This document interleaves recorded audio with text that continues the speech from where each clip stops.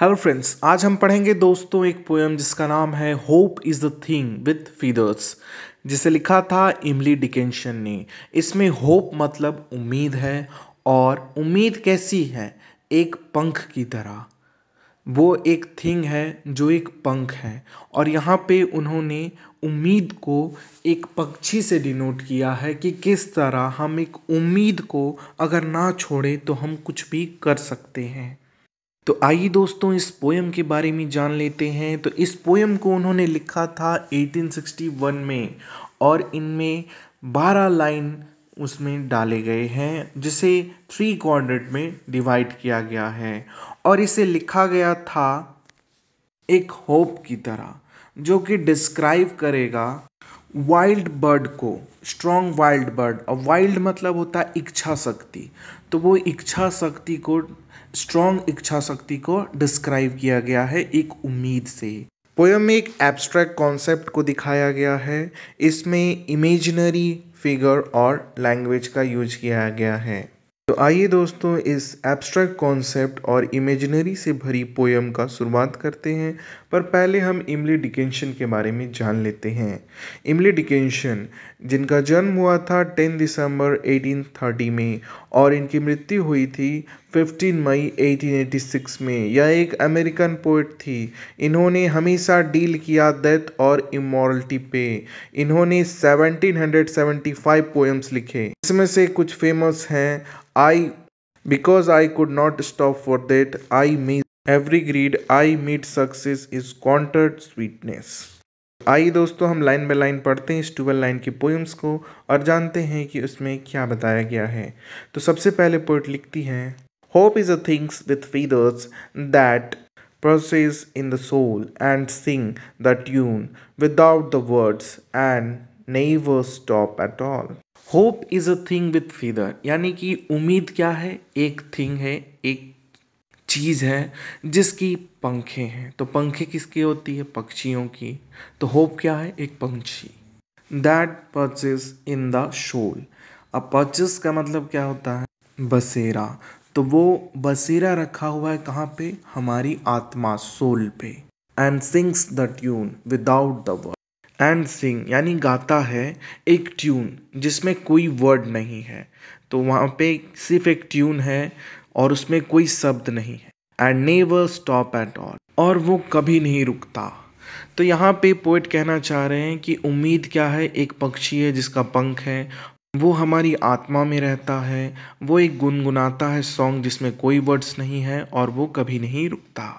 Next quadrant में वो कहते हैं, and sweetest in the gale is heard, and sure must be the storm that would amass the little bird that kept so many warm। and sweetest यानी वो मधुर हो जाता है। कब हो जाता है? इन द गेल। गेल मतलब तूफान। जब हम तूफान या फिर कोई मुश्किल झेलते हैं, तब जो उम्मीद की जो मधुर आवाज़ है जिसमें कोई वर्ड नहीं है, वो बहुत स्वीट लगती है। And sure must be the strong. And sure, sure मतलब होता है पीड़ादायक, जिससे हमें पीड़ा होती है यानी तकलीफ होता है। तो वो पीड़ादायक होगा, मस्ट बी द स्ट्रॉन्ग, और वो एक तूफान की तरह आएगा, इसलिए हमें उस टाइम उम्मीद प्यारी लगती है। That would abyss the little bird. तो वो क्या करेगा? अबैस कर देगा, यानी कि लज्जित कर देगा, यानी उसे शर्मिंदा कर देगा उस होप वाली बर्ड को जो गा रही है।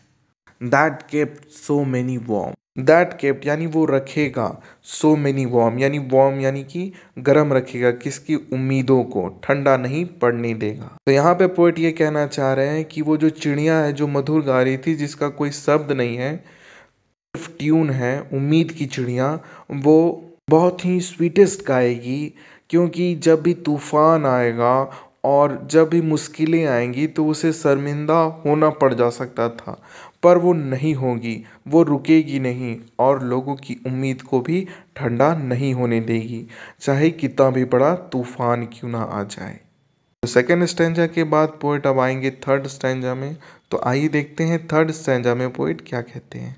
पोएट कहते हैं, I have heard it in the chillest land and on the strangest sea, yet never in extremity, it asked a crumb of me. I have heard it in the chillest land, यानी मैंने सबसे ठंडे जगह जहाँ पे कोई उम्मीद नहीं होती, जैसे हमारे देश में सियाचिन, वहाँ पे बहुत ठंडी होती है, फिर भी हमारे फौजियों का उम्मीद नहीं टूटता। तो मैंने उस उम्मीद को, होप को कहाँ देखा है? सबसे ठंडी जगह पर। एंड ऑन द स्ट्रेट सी, यानी कि उस समुद्र में भी जहाँ पे कई बड़ी बड़ी लहरें उठ रही हैं, जैसा कि आप पिक्चर में देख रहे हैं वहाँ लहरें उठ रही हैं, तो वहाँ भी उम्मीद नहीं मरती कि हम जिंदा बच सकते हैं अगर हम समुद्र के अंदर चले भी जाएं तो। Yet never in extremity it asked a crumb of me. Yet never in extremity, यानी कितना भी मुश्किल आ जाए, it asked a crumb of मी, यानी इसने मुझसे एक टुकड़ा भी नहीं मांगा, मतलब कुछ भी नहीं मांगा है इस उम्मीद ने, बस मुझे दिया है। इस पोयम में हमें बताया गया है कि होप यानी उम्मीद की एक पक्षी के रूप में दिखाया गया है कि उसके पंखे हैं और वो हमें कभी नहीं छोड़ता, चाहे कितना भी क्रिटिकल, कितना भी मुसीबत क्यों ना आ जाए हम पर, हमें होप नहीं छोड़नी चाहिए, क्योंकि होप हमसे कुछ उम्मीद नहीं करता, बस हमें देता है। वहीं होप हमें बहुत मुश्किल समय में छोड़नी चाहिए, चाहे बर्फ़ पड़ रही हो, कितना भी ठंडा जगह हो, समुंदर की लहरें क्यों ना हम पर आ रही, मतलब मुसीबत का पहाड़ क्यों ना टूट जाए, हमें उम्मीद यानी होप नहीं छोड़नी चाहिए। ऐसा पोएट हमें इस पोयम में बताना चाह रही हैं। यही थी दोस्तों ये पोयम। आपको ये पोयम की एक्सप्लेनेशन कैसी लगी कमेंट सेक्शन में बताएं। आपने मुझे पूरा सुना इसके लिए धन्यवाद। लाइक करें, शेयर करें और सब्सक्राइब करें दोस्तों।